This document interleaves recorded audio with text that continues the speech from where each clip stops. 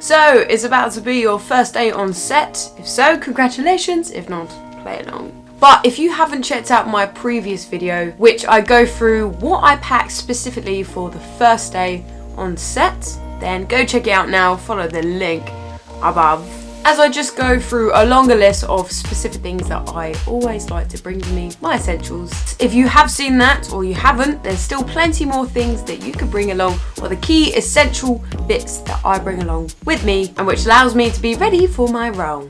So make sure you've got everything that you want and you need packed, ready to go the night before. I like to have a little checklist of things that I would need or things that I would like to bring along with me. Now this can depend on the situation. It could be the location, weather, or if there's any costumes or specific requirements that you are requested to bring along with you. But remember, if there's anything essential, the production would have told you prior if you need to bring it along with you. So don't expect to bring loads of random stuff just in case. That's not it. They will supply everything that they need. But if there is anything, they will let you know. So don't stress if they haven't asked you to bring anything. This is perfectly normal. They have got everything covered for you. Do not worry. But the couple key essential things that I always ensure that I have with me are as followed. The script. Now, yes, you're not always required to bring this. They will normally have one printed out for you on the day. But for me personally, I always like to bring my script along with me. I always bring a printed out version because that's where I always have my notes, my little cues, things highlighted, ready, so I know what I've written and just a lot more familiar with what I've been given. Of course, this can change if there's any edits and tweaks on the day. It does happen. They will often bring you a new version, but 9 out of 10 times you don't have to worry too much about this, and it's definitely a comfort thing for me to bring it along with me so I can always look back on it if needed. And also, I feel that as much as you're not bugging anyone, I don't like to ask for another one just in case they don't have it, or just not wasting, but just distracting the production, the PA, of what they might have other things to do. You know, so if I have my own copy, I don't have to add another thing to their list. But I will say, when you have printouts and they will give you ones, normally they're like A7 size. They normally have printed out for you for the day. That's what they'll be shooting for that day. Especially, well, I'm going on a tangent here, but if you have multiple filming dates and you have a massive script, yes, of course, you may not want to print out the whole thing. So having just small sides that the production gives to you, they'll leave ready in your dressing room, or they'll give it to you once you arrive. These are really handy because they're really small and you can fit them in little pockets and they're not too big and bulky and in the way. Having just single sides of what the plan and your script and lines are, they're really helpful. So when production give you them, they're a goldmine. And a little additional add-on to the script that I like to bring with me. As said, if it's a massive script or I can't bring the whole thing with me wherever I am, I like to bring a little piece of paper which has my specific technique on and my notes on it. I have spoken about this technique in previous videos. I'll attach it in here. But in a nutshell, I can never remember the name of it. I'll put it on the screen. This technique has saved me in so many situations.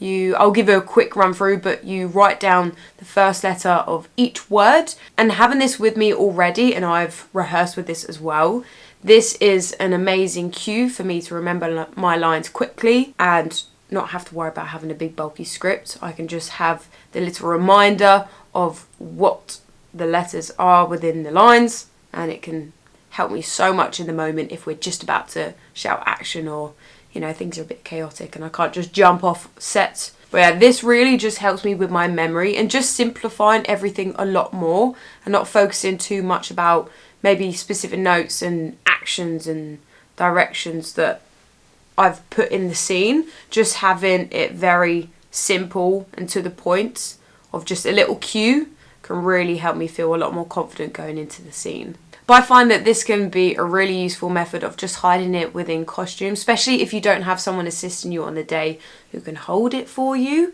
Of course, this doesn't always happen on set, but I always like to bring it in case, you know, assuming that I wouldn't have this. And it's my little backup and reassurance of whilst everyone's getting things ready, I can just have a quick glance, be reminded, and go into it. So here's a couple niche things. This depends on the project and the type of production you're in, but I want to try and cover general aspects and things that could happen for you, which do happen for me, and if you're following the same kind of fields I am. Choreography. Now hopefully you have had prior rehearsals for this, but running through your choreography the night before, the morning of, in between takes can really help refresh your memory and ensure that you've got everything down to the T and it's fresh in your memory. You know, this obviously could be dances, but for me personally, I refer this more to fight sequences. The blocking and action of a fight sequence, I always like to have a quick run through by myself just so I know my positioning and getting familiar with my surroundings. But just running through it slowly and drilling it really allows it to get into your muscle memory and it being a lot more natural rather than preempted kind of movement. Of course, when you do this, if you're doing this on set or on your own, yeah, you do look a little bit weird, but once you get that out your head, especially if you're on set, no one's going to care, no one's going to mind. It's better to do it so you are ready to go rather than not do it and then maybe fluff it up and need many more takes. That little prep can really help you before a scene. But if it's way prior, just do it inside or in your garden, wherever you feel comfortable. That's where you should do it, so you don't have to worry about eyes on you and you can still be ready for the day. Next one is warming up. Now this could be specifically your body, physically. Doing a little stretch and warm up has been so beneficial for me. No matter what the filming is, whether it has fighting or it's complete straight acting scenes, just getting physically ready, more relaxed, not have any aches or pains or stiffnesses, especially in the morning. I'm not the one who will be the most flexible and ready to go. So just having a little warm up allows you to have a clear headspace and just feel, as I said, a lot more relaxed and present in the moment. So I always recommend this to anyone. It doesn't matter what it is.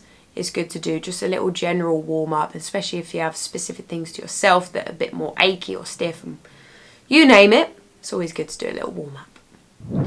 My other ritual is vocal warm-ups. Now a lot of people don't consider this, especially if it's just general acting scenes or even if it's combat scenes or if I'm doing a mocap job and it's just motion capture, just the body capture. I will still always warm up my voice because there's been so many times that I've regretted not doing this, and as I said, if it's one of those types of scenes, I'm still making noises, especially, like, it sounds silly, but especially in fight sequences, there's a lot of grunting and different types of expressions, and often or not, you don't want them always to sound the same, so you are straining your vocal cords, and mine has always been prone to, to get sore very easily. And, you know, if I'm filming for multiple days, I don't want my voice to be croaky or sound a bit husky or just a little bit damaged if I've still got 5-10 more days of filming. Think of the longevity of your scene, your voice. Like your body, you want to warm it up, get it ready. Think your voice is the same thing. It's a muscle. So I always do a couple little voice exercises either the night before or the morning of, especially when I'm driving to sets actually. That is the place that I do my vocal warm-ups because, yeah, I don't want everyone listening to me. And if I'm running through kind of drills, I don't want everyone to hear me. If you do drive in the car, it's a great place to practice. But if you are on set, just find yourself a little corner or in your dressing room or just somewhere you don't feel as watched and monitored. That's a great place to have a little vocal warm-up. If you would like me to go through some vocal warm-ups or just general physical warm-ups, do let me know in the comments because of course I can easily do this and I will save the embarrassment for you, for me to do it.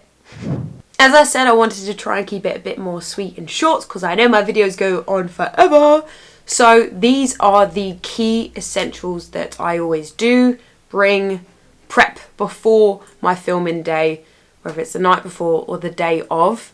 These things really do help me get ready and focus for my shooting, my filming, no matter what project it is or what genre. Doing these things are always so beneficial and, yeah, just allow me to get more present and ready for the scene and hopefully feeling very confident because that is the thing that you do have to do, that really doesn't make very good English, but just do remember that we all feel nervous on the first day of filming. I don't know anyone who doesn't. And often or not, just remember those nerves are actually you wanting to do a good job. Try and, I just got knocked by a dog. So when you are nervous, try and consider them as excitement. Turn those nerves into excitement and realise that you are excited to be there. You are pumped. This is what you love. This is what you want to do. And having that kind of combination of nerves and readiness, but also, Maddie's bored of this, but also being able to be calm, grounded and present. Those two elements are great for when you are shooting and filming and feeling ready for the day. Because you want to enjoy it, okay? So, yeah, try and relax, breathe, do whatever rituals you need to do to help you feel ready for the day. Do it. No one's judging. The production want the best from you. They want you to do the best job. So, if that helps you, you do it. Okay, so that's me done for this video. I hope you enjoyed, and if there's any useful tips or tricks that you like to do or you recommend others to do, please let us know, because this is all about sharing and caring and sharing. Yeah, I'm not gonna have all my words, so I'll leave it here. Bye.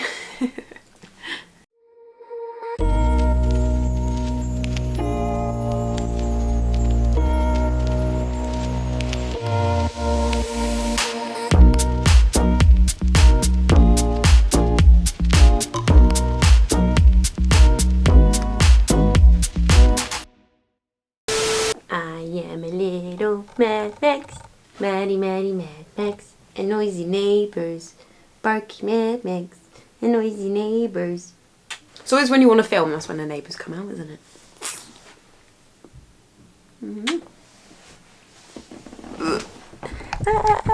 Can't reach.